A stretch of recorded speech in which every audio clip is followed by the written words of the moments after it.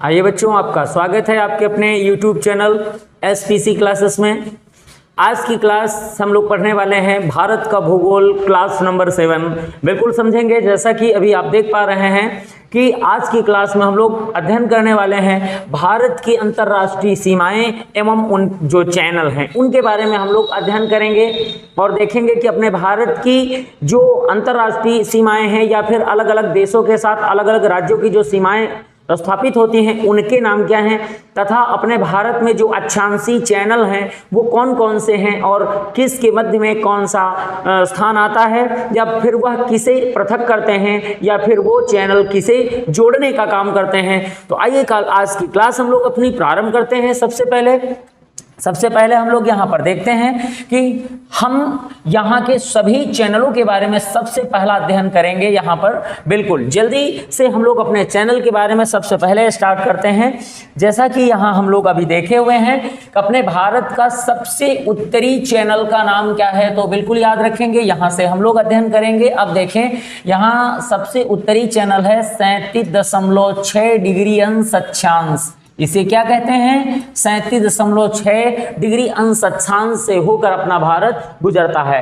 अब दूसरी बात अगर हम लोग यहाँ पर कर रहे हैं तो हम अपने दूसरे चैनल की बात कर रहे हैं, यानी कि जो चैनल अपने भारत के बीचों बीच से गुजरता है, जो कि गुजरात राज्य में आता है। और ये चैनल कौन सा है, तो इसे हम लोग रखेंगे 23.5 डिग्री अंश अक्षांश के नाम से इसे जानते हैं। ध्यान रखेंगे, 23.5 डिग्री अंश अक्षांश के नाम से जाना जाता है। इसे हम लोग कर्क चैनल भी कहते हैं या कर्क अक्षांश भी कहा जाता है। बिल्कुल ध्यान रखेंगे, इसे हम क्या कहते हैं? कर्क अक्षांश या कर्क चैनल कहते हैं। ध्यान रखेंगे, कर्क चैनल या कर्क अक्षांश या कर्क रेखा कहा जाता है। सबसे उत्तरी जो कर्क रेखा के उत्तरी जो अक्षांश आता है भारत में सबसे उत्तर में स्थित है, वो कितने डिग्री पर आता है? 37.6 डिग्री पर आता है।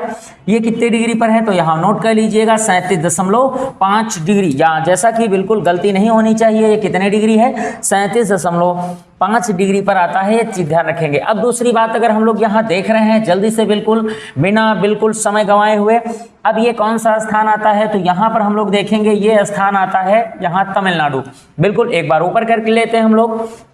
ये स्थान जो हम लोगों का आता है वो कौन सा है? तमिलनाडु राज्य आता है इस जगह पर। और ये जो पॉइंट आपका बनता है वो कहाँ पर है? कन्याकुमारी। इस स्थान को हम लोग क्या कहते हैं? कन्याकुमारी के नाम से इसे जाना जाता है। इस चीज को ध्यान रखेंगे, कन्याकुमारी। इसका दूसरा नाम भी प्रचलित है, वो भी आप याद कर सकते हैं, कुमारी अंतरीप। ध्यान रखेंगे, कुमारी अंतरीप के नाम से जाना जाता है। इस शब्द को भी आप याद रखेंगे।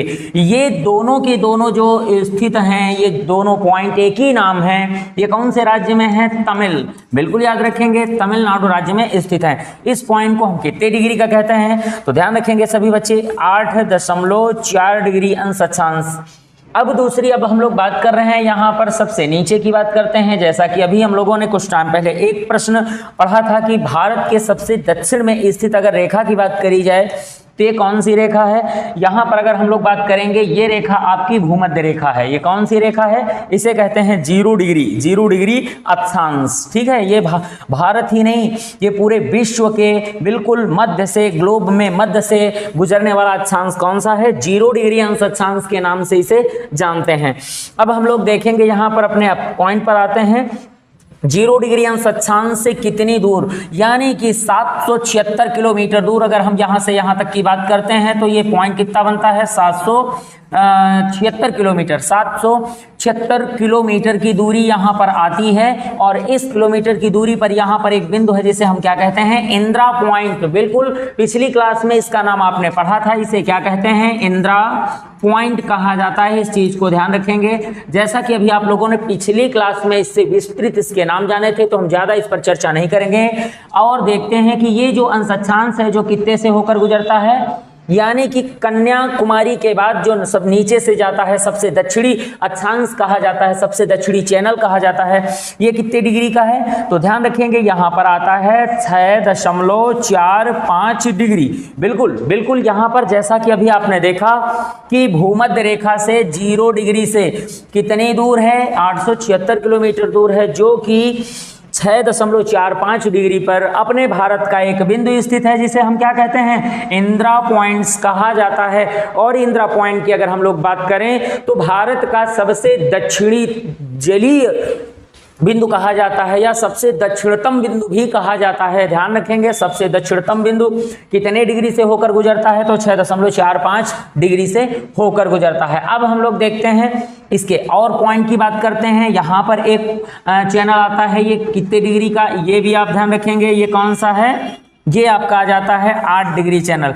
8 डिग्री चैनल पे बात करेंगे तो यहाँ पर कौन सा देश है, मालदीव। ये कौन सा देश है, मालदीव देश है। और उसके बाद मालदीव और कावारत्ती, यहाँ ध्यान रखेंगे कौन सा पॉइंट है, कावारत्ती, मालदीव और कावारत्ती, इसके बीच से होकर गुजरने वाले मालदीव और कावारत्ती, ये जो आपके देश हैं। और एक अपने भारत के अंडमान निकोबार द्वीप समूह का जो है, निकोबार के बाद लक्षद्वीप, क्योंकि हम पश्चिमी की तट की ओर की हम लोग बात कर रहे हैं, तो पश्चिम तट की ओर एक कावारत्ती द्वीप है जो लक्षद्वीप के 36 द्वीपों में से एक है। मालदीव एक देश है जिसकी राजधानी माले है। ठीक है, तो इनके बीच से होकर गुजरने वाले अक्षांश का नाम क्या है, तो 8 डिग्री चैनल कहा जाता है। इसे क्या कहते हैं, इसे हम लोग चैनल के नाम से जानते हैं। ध्यान रखेंगे, यहाँ पर हम हर पॉइंट को क्या बोलते हैं, चैनल के नाम से इसे जानते हैं। बिल्कुल। अब अगला एक पॉइंट और आपका बनता है कि इसके बाद अगर हम अगले प्रश्न की बात यहाँ कर रहे हैं तो देखेंगे इसी के बिल्कुल बीचों बीच से यहाँ से होकर एक पॉइंट गुजरता है जो कि किसके किसके बीच में है। अगर हम ध्यान दें या इसके ऊपर की भी बात करें तो थोड़ा सा ऊपर का लिया जाए जिसमें आपकी समझ में आ जाए, यानी कि ये पॉइंट कैसे समझेंगे। ये हो गया 0 डिग्री, ये कौन सा डिग्री है, जैसे कि अभी हम लोगों ने देखा है, तो ये सबसे लास्ट पॉइंट की अगर हम लोग बात कर रहे थे, ये वाली जो रेखा हमारी जाती है वो बिल्कुल 0 डिग्री से होकर गुजरती है। ठीक है, ध्यान रखेंगे। अब दूसरा बिंदु यहाँ पर क्या बनता है कि ये 0 डिग्री के साथ साथ दूसरा प्रश्न ये बन रहा है कि ये हो गई आपकी सबसे पहले 0 डिग्री अंश अक्षांश, ये हो गया 6.45 डिग्री अंश अक्षांश। ठीक है, अब इसके बाद ये हो गया 8 डिग्री अंश अक्षांश और ये हो गया 8.4 डिग्री अंश अक्षांश। अब हम लोग बात कर रहे हैं यहाँ पर इसके जस्ट थोड़ा सा ऊपर की बात करते हैं। एक चैनल ये आपका होके गुजरता है जो कि यह कितने डिग्री पर है, तो ये पूरे 9 डिग्री चैनल पर है। मगर इसमें क्या है, कावारत्ती और लक्षद्वीप समूह, यहाँ पर क्या आता है, यहाँ ध्यान रखेंगे, यहां आता है लक्षद्वीप समूह। ध्यान रखेंगे इस चीज को, लक्षद्वीप समूह कहा जाता है इसे, इस शब्द को ध्यान रखेंगे, लक्षद्वीप समूह। तो एक प्रश्न आपका बनता है कि कावारत्ती और लक्षद्वीप समूह के बीच से होकर गुजरने वाले बिंदु का नाम क्या है। तो इसे अगर और अच्छा समझना है तो इसे यहां ना लिख करके आप कहां लिख सकते हैं, ऊपर लिखें, जिसमें आपकी समझ में बात आ जाए, नहीं तो ये कंफ्यूजन बना रह सकता है। इसे यहां लिखते हैं हम लोग लक्षद्वीप समूह। ध्यान रखना, लक्षद्वीप समूह इसे कहा जाता है। अब दोनों बातें आपको समझ में आ गई होंगी कि कावारत्ती और किसके बीच में, लक्षद्वीप समूह के बीच में कौन सा चैनल होता है। तो इसके बीच में आपका एक चैनल आता है जिसे आप हम लोग क्या कहते हैं, यानी कि 9 डिग्री चैनल कहा जाता है। जैसा कि आप देख पा रहे हैं कि अपने भारत में सबसे दक्षिण से लेकर के उत्तर तक की ओर जो चैनल हैं या फिर अंश अक्षांश हैं वो कौन कौन से हैं और इसके मध्य में कौन सी स्थितियां बनती हैं। अब हम लोग आगे चलते हैं, थोड़ा सा आगे बढ़ते हैं और अपने भारत की स्थिति को देखते हैं, जैसा कि अभी आप अपने मानचित्र पर समझ पा रहे हैं। ये है आपका मानचित्र भारत का, जो कि इस कर्क रेखा, कर्क चैनल के नीचे अगर हम बात करें तो दक्षिण भारत या जलीय भारत या प्रायद्वीपीय भारत कहा जाता है। और दूसरी बात, अगर अब हम 9 डिग्री चैनल पढ़ चुके हैं तो अब कितने डिग्री हम लोग देखेंगे। अब हम यहाँ पर देखते हैं, ये डिग्री एक चैनल गुजर रहा है जो कि बिल्कुल हम लोग अपने बिल्कुल वही कलर का प्रयोग करेंगे जो कि अभी हम लोग कर रहे थे। ठीक है, चलते हैं। ये देखें, ये चैनल आपका एक गुजरता है जो कहाँ से कहाँ के बीच में आता है। तो इसकी हम लोग मान यहाँ पर लिख लेते हैं 10 डिग्री चैनल। और 10 डिग्री चैनल की अगर हम बात करें तो हम लोग इधर से बात करेंगे। ठीक है, बिल्कुल, जिसमें समझ में आपकी आ जाए। इसके ऊपर यहाँ पर क्या है, 10 डिग्री, यहाँ पर भी आप लिख सकते हो क्योंकि ये कितने डिग्री का है, ये 9 डिग्री का है। ये कितने डिग्री का है, यहाँ से कन्याकुमारी वाला जो जा रहा है ये 8.4 डिग्री का है। और उसके बाद वाला ये कितने डिग्री का है, ये 8 डिग्री का है। और अगर इसके भी नीचे की बात करी जा रही है तो इंदिरा पॉइंट लिखा ही है 6.45 डिग्री का है। तो अब हम लोग बात करेंगे अंडमान निकोबार द्वीप समूह। तो उत्तर में 10 डिग्री के उत्तर में अंडमान है और 10 डिग्री के नीचे अगर हम बात करेंगे तो इसे हम लोग यहां तक के भाग को क्या कहते हैं, यहां तक फैला है निकोबार द्वीप समूह। ठीक है, द्वीप समूह यहां तक देखेंगे कहां तक फैला है, इंदिरा पॉइंट तक निकोबार द्वीप समूह। क्योंकि अंडमान उत्तर में है, 10 डिग्री के ऊपर क्या है तो अंडमान आता है और 10 डिग्री के नीचे क्या है तो निकोबार आता है। तो प्रश्न बनता है 10 डिग्री चैनल किसे किसे पृथक करता है, तो 10 डिग्री चैनल जो होता है वो अंडमान निकोबार, अंडमान द्वीप समूह और निकोबार द्वीप समूह को अलग करता है। अब हम लोग चलते हैं अपने अगले चैनल की बात करते हैं। यहां पर देखेंगे कि ये बिंदु होकर गुजरता है जो कि ये कितने डिग्री का चैनल है, यहां पर देखेंगे 14 डिग्री। बिल्कुल वेरी मोस्ट, जैसे कि मैं एक एक प्रश्न बता रहा हूं, एक भी प्रश्न आपका छूटने वाला बिल्कुल बिल्कुल बिल्कुल नहीं है, केवल बेहतर तरीके से आप अपने काम को करते रहें। अब यहां पर देखेंगे इधर अंडमान है, यहां पर कौन सा है भाई, सारे बच्चे ध्यान रखेंगे, ये अंडमान का पॉइंट बनता है। और अंडमान के साथ अगर हम लोग बात करें तो ये दूसरे देश का एक द्वीप है जिसे हम क्या कहते हैं, ये जो द्वीप है ये दूसरे देश का है। और अगर हम लोग बात कर रहे हैं ये जो अपना द्वीप है अंडमान का, ये एक अपना अंडमान का द्वीप है। तो अब यहां पर दो बातें आप समझ पाएं, केवल इनको अपने नाम याद रखने हैं, आपको केवल नाम याद रखने हैं। और इसकी डिग्री कितनी है, 14 डिग्री। तो ऊपर वाले द्वीप का नाम जो कि बर्मा का है, ये किसका है, बर्मा का है। तो ध्यान रखेंगे इसे हम लोग कहते हैं कोको द्वीप कहते हैं। बर्मा के ये द्वीप बर्मा यानी म्यांमार का है, इस बात को ध्यान रखेंगे। और ये वाला जो द्वीप आपका आता है ये किसका है, ये भारत का है, अंडमान का है। और अंडमान के द्वीप का नाम क्या है तो ध्यान रखेंगे लैंडफॉल द्वीप कहा जाता है। क्या कहते हैं, इसे याद रखना है, लैंडफॉल द्वीप के नाम से इसे जानते हैं।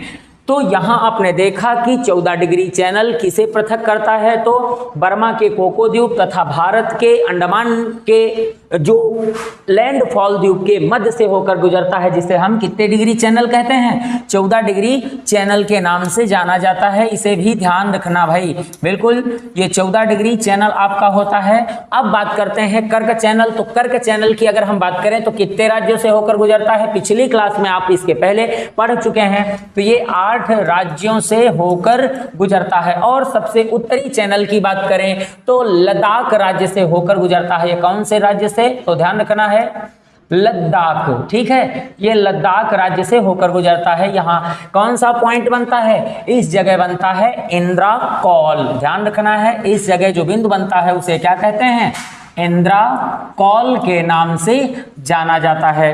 अब आइए हम लोग चलते हैं, सबसे पहले एक पॉइंट और समझने की कोशिश करते हैं। जैसा कि मानचित्र आपका ये बना हुआ है, इसी मानचित्र के आधार पर अगर हम देखेंगे तो इसके पूर्व में स्थित जो जोन होता है, जो ये आपका जोन होता है, यहाँ पर अगर हम पूरी बात करें तो ये एक एरिया बनता है। यहाँ पर लगभग 13,000 कितने, ये बात ध्यान रखेंगे, 13,000 द्वीपों का एक समूह है, द्वीपों का समूह। इसे हम क्या कहते हैं तो ध्यान रखना है, इसे हम इंडोनेशिया कहते हैं, इंडोनेशिया के नाम से जाना जाता है। ये अपने भारत के अंडमान निकोबार के दक्षिण पूर्व में स्थित है। क्या बोलेंगे इसे, दक्षिण पूर्व में स्थित है, जो कि कौन सा देश है, इंडोनेशिया देश है। इंडोनेशिया देश स्थलीय देश न हो करके द्वीपीय देश है। कैसा द्वीपीय देश है, जिसमें 13,000 से अधिक द्वीप पाए जाते हैं। अब अगर हम बात करें कि अपने भारत और इंडोनेशिया के बीच की अगर हम यहाँ बात कर रहे हैं तो एक बात हम लोग देखने को पाते हैं कि इसके बीच में इधर अंडमान निकोबार द्वीप समूह आता है, तो इसके बीच में एक चैनल बनता है। इंडोनेशिया और अंडमान निकोबार द्वीप समूह के मध्य में एक चैनल बनता है। इसे क्या कहते हैं, इसे हम लोग ग्रेट चैनल के नाम से जानते हैं। यानी महान चैनल या ग्रेट चैनल किसके किसके बीच में है, तो इंडोनेशिया और निकोबार के मध्य में स्थित है। इसे क्या कहते हैं, ध्यान रखना है, इसका नाम है ग्रेट चैनल। ठीक है, ग्रेट चैनल कहते हैं। बिल्कुल कोई भी बच्चा भूलेगा नहीं। ग्रेट चैनल किसे किसे पृथक करता है? जो कि इंडोनेशिया और निकोबार द्वीप समूह के मध्य में स्थित है। अब दूसरी हम लोग बात कर रहे हैं, यहां पर आप देखेंगे तो एक देश आपका यहां पर बनता है जो कि बिल्कुल श्रीलंका। इसे क्या कहते हैं? श्रीलंका कहते हैं। इस चीज को आप याद रखेंगे। अब दूसरी चीज हम लोग बिल्कुल उसी तरीके से देखेंगे कि ये वाला चैनल भी हम लोग समझने की कोशिश करेंगे।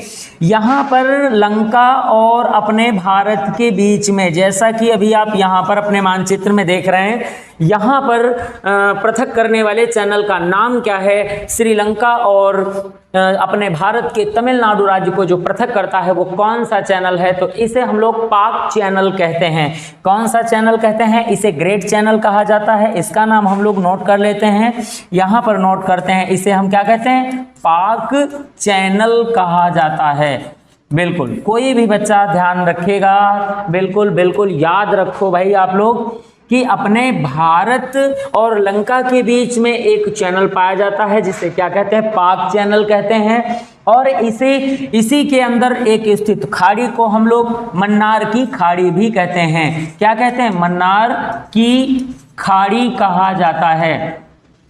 तो बिल्कुल भूलना नहीं है, लंका और भारत के तमिलनाडु राज्य के मध्य में भरे हुए जल की राशि जो आती है उसे हम क्या कहते हैं? पाक चैनल या मन्नार की खाड़ी कहा जाता है। अब हम लोग देखेंगे कि अपने भारत का तमिलनाडु में सबसे दक्षिण में स्थित जो बिंदु बनता है वो कौन सा है? तो वो बनता है कन्याकुमारी। मगर कन्याकुमारी का सबसे अंतिम छोर क्या कहलाता है? जहां से अपने भारत की आखिरी भूमि कही जाती है। तो क्वेश्चन आता है स्थलीय भारत की अंतिम भूमि। क्वेश्चन को हम लोग यहाँ नीचे लिखते हैं, बिल्कुल समझने की कोशिश करेंगे। यहीं पर स्थित है जो बिल्कुल यहाँ पर प्रश्न आपका आ रहा है। क्वेश्चन क्या होता है? भारत की दक्षिण में स्थित सबसे